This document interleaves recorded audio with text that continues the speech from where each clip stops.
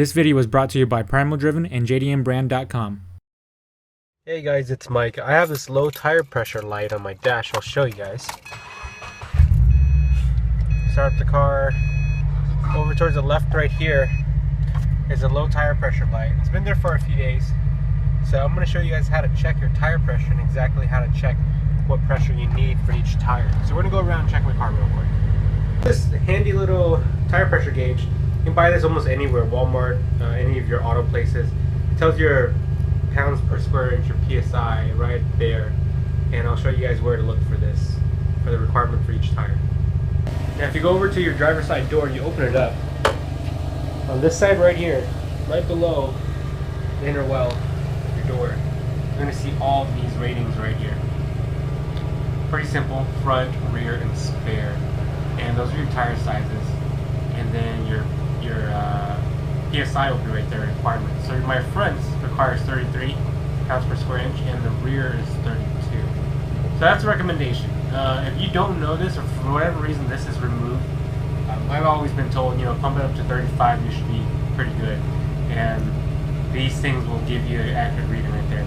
Now, if you're at a gas station, they have those pumps that you can use, and they'll pop up like this too. I always have this as a double check just to make sure. These tend to be more accurate than the other guys, just because it's been used by everyone. So make sure you have one of these handy. They're only a few bucks, really easy to buy. And 35 PSI, just in case if you don't have these. That's the safe number. So I'm over at my driver's side front tire right now. This is my plastic dip. It's been holding up pretty well. You see it's peeling a little bit here, but this is almost a year and a half of it being pretty rough, and I use pretty hard brushes on them, but not too bad. Alright, so you take this, push this all the way down, make sure that's down, and all you do is just press one time real hard. It pops up, and this reads at 30, and back there it said that I need 32. So this could use a little bit of that. I'll do it one more time just to check it out. And 30. Alright. So I'm over at my rear driver's side now. And pretty much repeat the same process. Remove the cap and press it down. And this is just right below 30. You can kind of see it.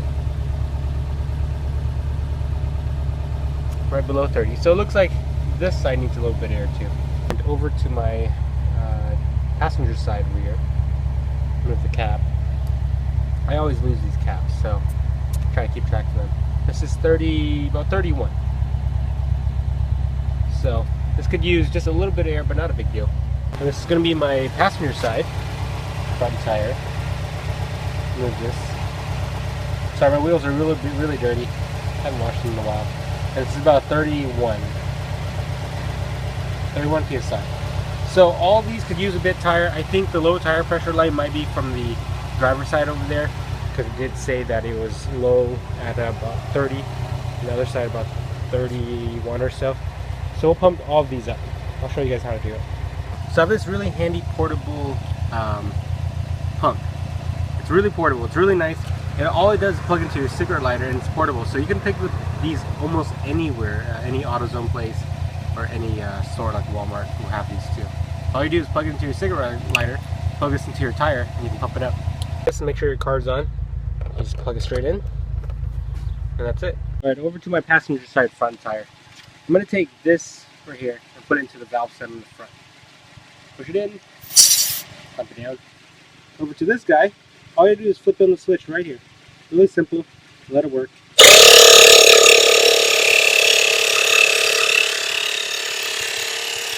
So pretty much it's going to pump, and once it's done, so I have the little pump working right there. It's really loud, but you just let it run for a few minutes, and then you turn it off, unplug it, and then check it with this. Because I don't trust that little gauge right there on the screen. It just doesn't work very well. So you definitely want to make sure you use this to see if it's the right tire pressure or not. So it's been a few minutes. Let's check it out and see what it is. Flip this off. Simply just take this off right here. Pull it. And then push this in. And it looks like it's about 32, 33. So it's good. We're at the right gauge. So I'll put the cap back on. Then I'll move back to my rear tire. I'm repeating this step over here too.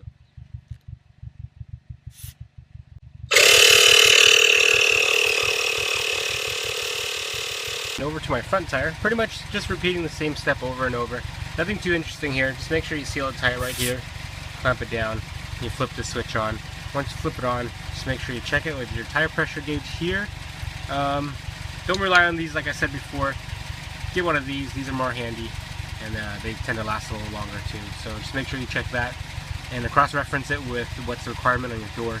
You know, pretty much it, and that's pretty much done. Make sure you guys always have good tire pressure when you're driving around. It's really good, it's good for gas.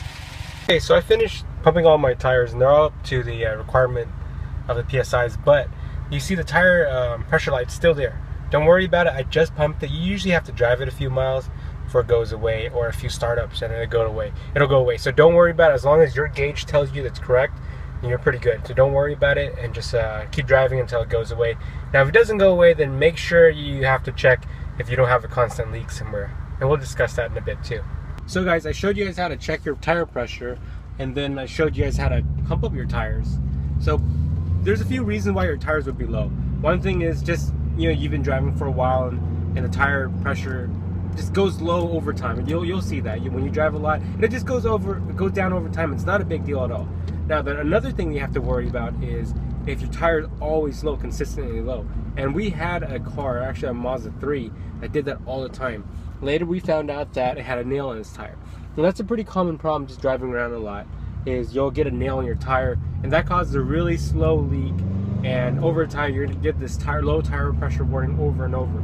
So the good thing about the Subarus and the newer cars now is they do have that gauge, and that gauge helps tremendously, because if you don't have that, pretty much you're just checking the tire, or you see that it's flat and you have to check it manually.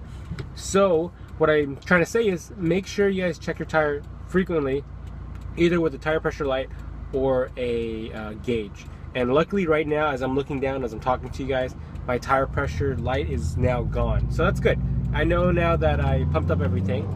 And another thing is, sometimes when your tire is so bald, your tire pressure goes down also. So you want to definitely check that, because it's really dangerous to drive with bald tires.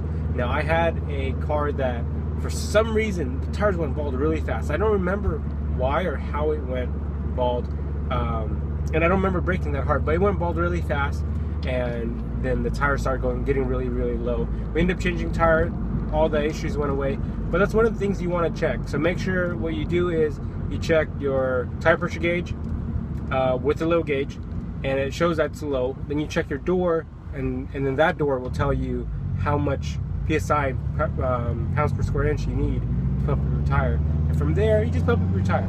And that little handy dandy portable pump, it's really nice, because when you're on the road, if anything does happen, you have something to pump up your tire really quick. So not a big deal. Tire pressure lights are okay, and you know, for the most part, you can drive for weeks with it. Obviously you don't want to, but it's not something that it's like really urgent. But anything like that, you do want to check as soon as you can, but don't freak out if it does happen, as long as your tire is not flat. You know, if your tire is flat, that's a completely different story. Slow leaks are dangerous, but it's not the end of your life. But just make sure you guys check it as soon as you can. I recommend the same day if it does happen, but don't freak out if it does. If you have any questions about where to buy stuff, or any questions on what else to do if you guys have a tire pressure issue, please let me know.